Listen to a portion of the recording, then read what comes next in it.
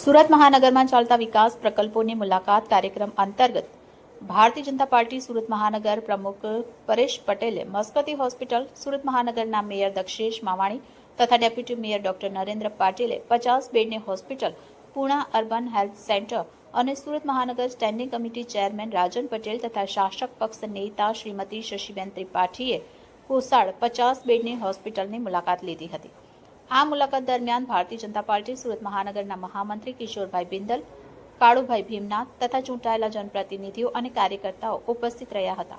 આ મુલાકાત દરમિયાન તેમણે આ હોસ્પિટલમાં દાખલ દર્દીઓ તથા તેમના સગા સંબંધીઓ સાથે મુલાકાત કરી હતી અને તેમને બરાબર સારવાર અને સગવડ મળે છે કે નહીં તે વિશે જાણકારી મેળવી હતી। ત્યાં હાજર ડોક્ટર અને અન્ય સ્ટાફ સાથે પણ તેમણે મુલાકાત કરી હતી અને બધી જ વ્યવસ્થા સુચારુ રૂપે ચાલે તેની ચિંતા કરતા જરૂરી માર્ગદર્શન પણ આપ્યું હતું।